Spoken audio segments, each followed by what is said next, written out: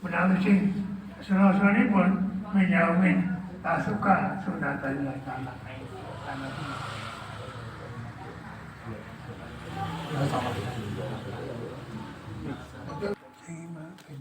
Kanjeng Nabi niku menawi perang niku tasih ndamel rompi anti bacok.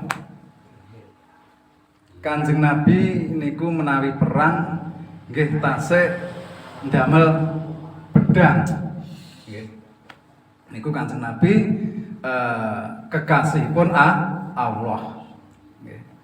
Anging teng Jawa niku enten tiyang luwih hebat timbangane Kanjeng Nabi Muhammad sallallahu alaihi wasallam. Teng napa diarani hebat? Sunan Giri niku lek perang kalam pulpenipun niku dilempar, nggih. Dilempar pulpenipun saged terbang. Tuk musuhe glebek, tuk ndlosor, tuk klebek. Niku Sunan Giri. Nggih. Syekh Maulana Malik Ibrahim niku wedi didadekne beras saged beras. Nggih.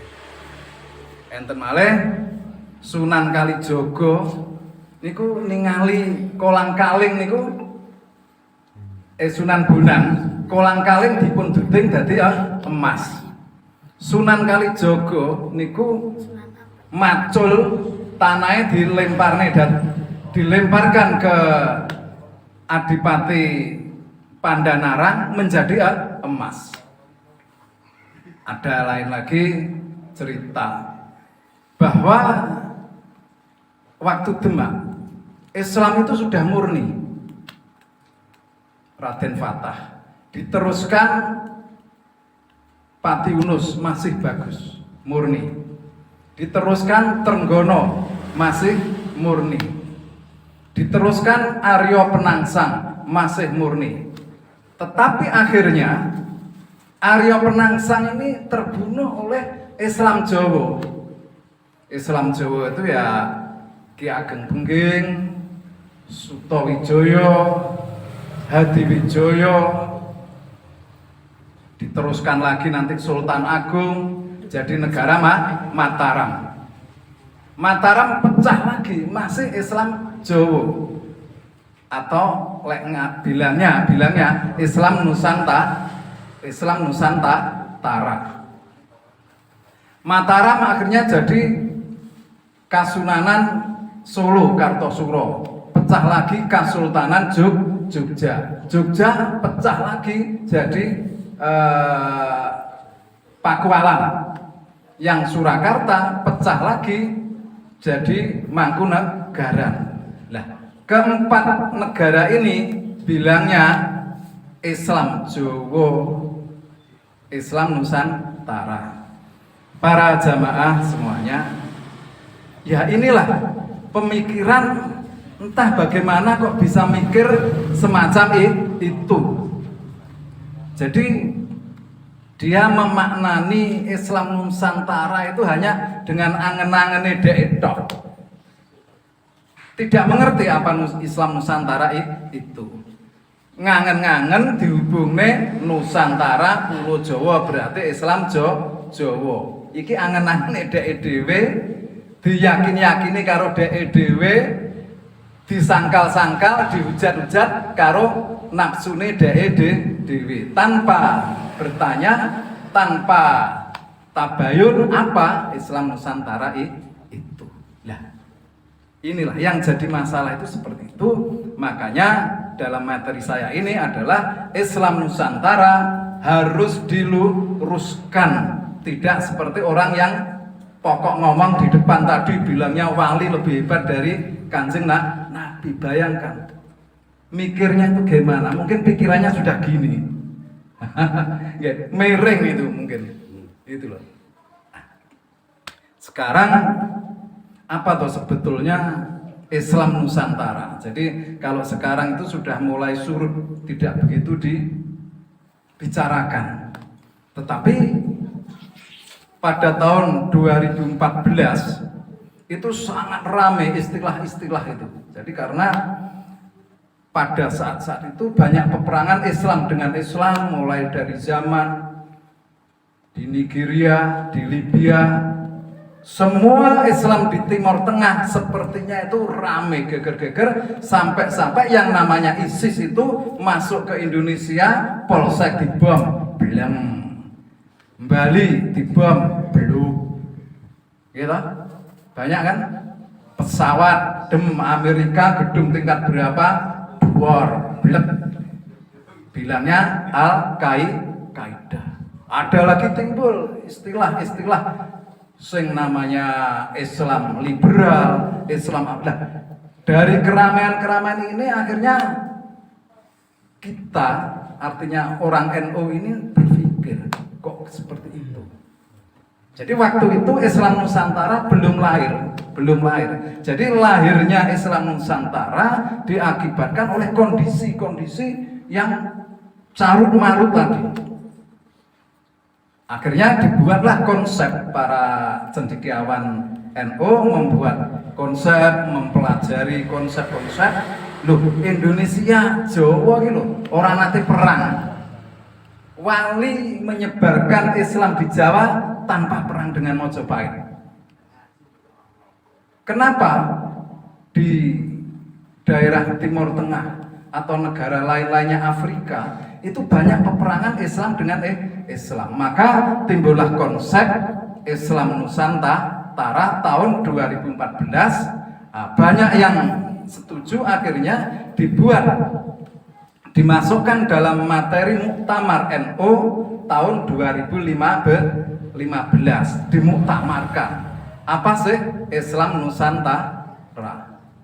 Kenapa dimuktamarkan pada tahun 2015? Karena waktu masih konsep ini belum diresmikan, itu sudah timbul prasangka-prasangka tadi.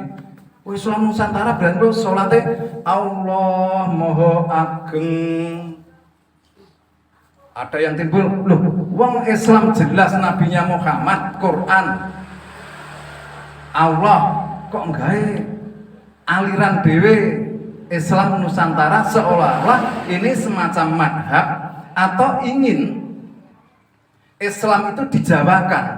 Loh, padahal kan Jawa, Nusantara yang harus diislamkan. Lah ini kok Islam malah yang di Nusantarakan. Jadi orang hanya berpikir dari kalimat itu dimaknani sendiri, diyakini, diserang-serang dewe, diduduh-duduhnya orang. Gitu.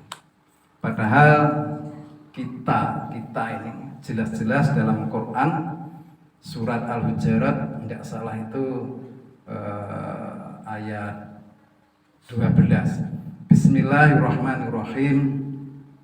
Ya ayyuhalladzina amanu, ya ayyuhalladzina amanu stanibu katsiran minad don.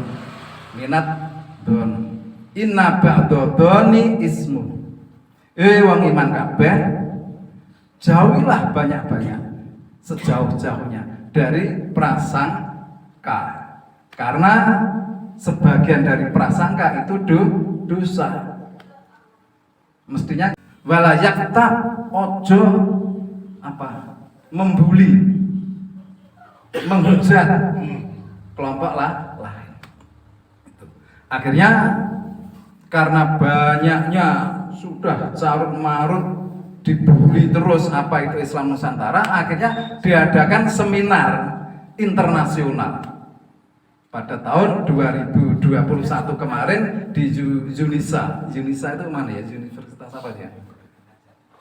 Ya, di Yunisa itu diseminarkan apa sih sebetulnya Islam Nusantara.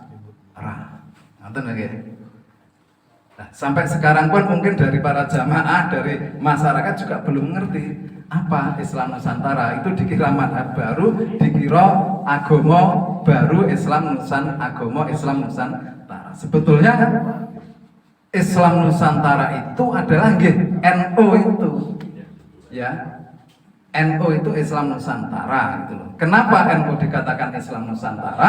Karena prinsip-prinsip dan konsep-konsep NU itu menirukan para wali Nusantara gitu loh.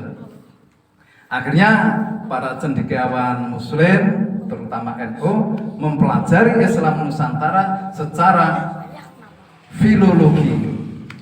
Apa filologi itu? Filologi itu dirumuskan, membuat rumusan konsep Islam Nusantara dari materi bahannya itu adalah pengkajian filologi atau perkembangan budaya.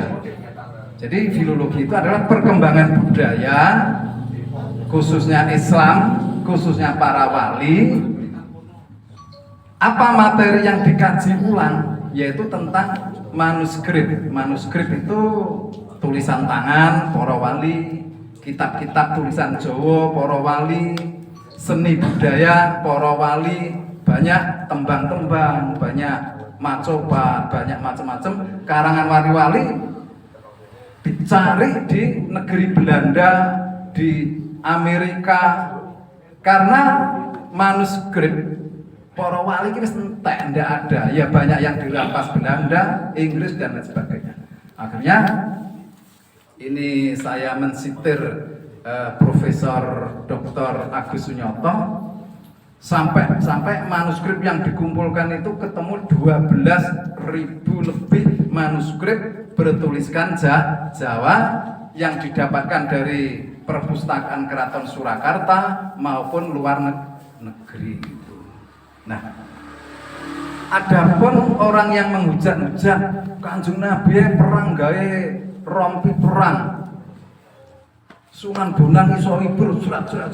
Karena banyak film wali itu ndelalah kersane ngalah. Film wali itu mesti kok waline iso terbang silat, malah kaya cerita apa? Pertarungan silat.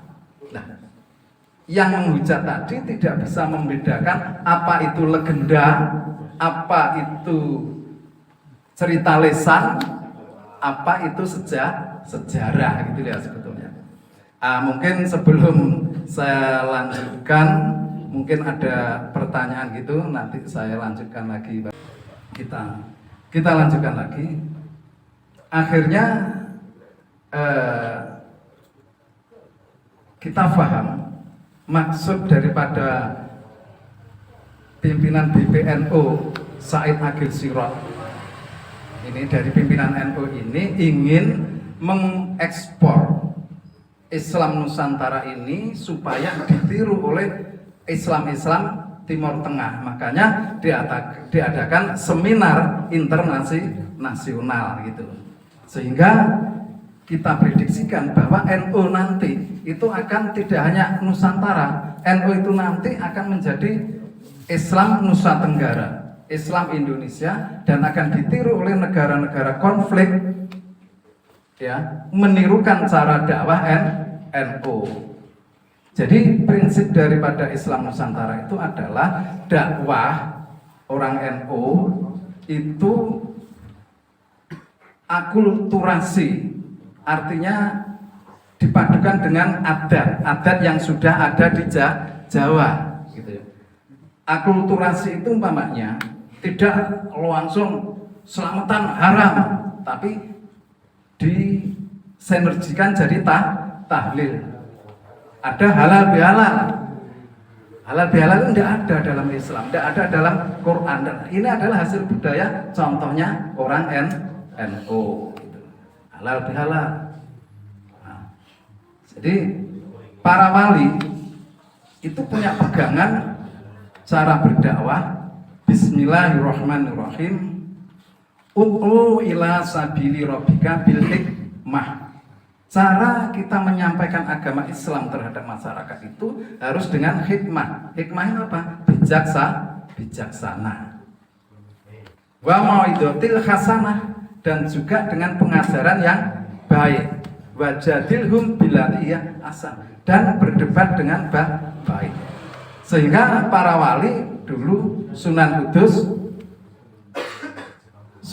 Kudus itu melarang kurban dengan sapi, ya, melarang melarang kurban dengan sapi gitu loh. Seandainya itu dilakukan sekarang, wah kontra loh, kurban sapi kok dilarang ke Islam opo gitu. Nah inilah Islam Nusantara.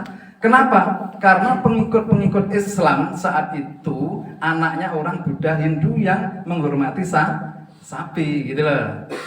Akhirnya sapinya itu dicincang di depan Masjid Kudus. Adapun yang disembelih adalah kerbau, sehingga ini tidak ada bertentangan dengan adat masyarakat gitu. Lah, Sunan Bonang juga gitu. Saat itu orang Jawa itu kebanyakan agamanya itu agama Jawa atau agama Kapitayan, bukan Hindu Bunda ya. Kadang-kadang orang itu lu sebelum Islam itu Hindu Buddha. Ya, ini meluruskan sejarah ya. Hindu Buddha itu agamanya orang dalam keraton. Agamanya orang Jawa Kapitayan, Tuhannya namanya Pitoyo. Cara sembahyangnya namanya sembahyang. Nah, karena ini tadi kita harus bijaksana, para wali bijaksana, maka enggak mengatakan sholat, enggak sholat, tapi apa? Sembahyang. Tempatnya sembahyang para wali tidak dinamakan masjid, tidak. Karena orang Kapitayan, orang Kejawen itu namanya sanggar, maka dinamakan langgar gitu loh ya.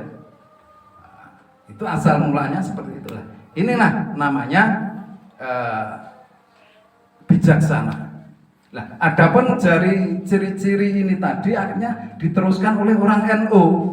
Maka NU tadi menggali manuskrip, kitab-kitab kuno dan lain sebagainya, akhirnya menemukan konsep bahwa NU itu pertama harus tengah-tengah, jadi wasit. Jadi tidak bisa kita melarang kamu gini.